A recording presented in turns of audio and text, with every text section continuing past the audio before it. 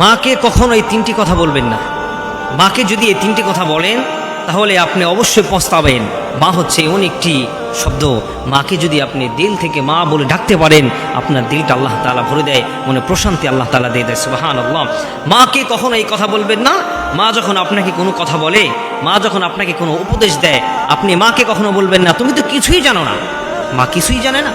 আপনি যখন কোনো ভাষা শিখতেছিলেন না, কোনো কিচ্ছু বুঝতেন না, কোনো কিচ্ছু জানতেন না, তখন কিন্তু আপনার সেই মাই কিন্তু আপনাকে সমস্ত কিছু শিক্ষা দিয়েছেন।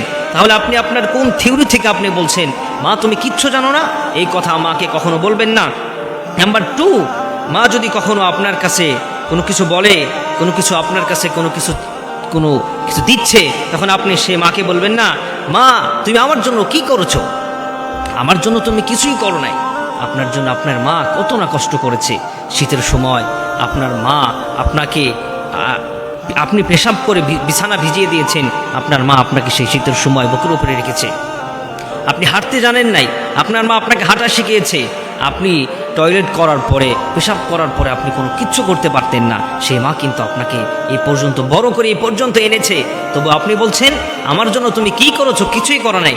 না, এটা মাকে বলা যাবে না। মা আপনার জন্য যেটা করেছে, আপনি যদি আপনার গায়ের চামড়া দিয়ে যদি জুতো বানিয়ে দেন, আপনার মায়ের 1 ফোঁটা দুধের ঋণ কিন্তু আপনি শোধ করতে পারবেন না। সেজন্য মাকে কখনো এই কথা বলবেন না মা তুমি আমার জন্য কিছুই করো নাই। নাম্বার 3, মাকে কখনো এটা বলবেন না আমাকে ছেড়ে দাও, আমি একা হয়ে যাব। মাকে আপনি ছাড়তে বলতেছেন, কিন্তু সত্যিকারেই একদিন এমন দিন চলে আসবে আপনার মা আপনাকে ছেড়ে চলে যাবে। আপনার মাকে আপনি হাজারো আকুতি মিনতি করে, হাজারো ডাক্তারের কাছে লক্ষ কোটি টাকা ব্যয় করার পরও মাকে আপনি ধরে রাখতে পারবেন না। হাজারো কান্না করার পরে আপনি আপনার মাকে আপনার কাছে আনতে পারবেন না। কত প্রবাসী ফোন দেয় যে হুজুর মার জন্য খুব খারাপ লাগছে, মাকে দেখতে পারি না, মার কবরের পাশে গিয়ে জিয়ারত করতে পারি না, মার জন্য কি করা যায়? আমি বলি মার জন্য দান সদকা করুন, মার জন্য বেশি বেশি দোয়া করুন। মায়ের চেয়ে পৃথিবীতে আপন আর কেউ নাই।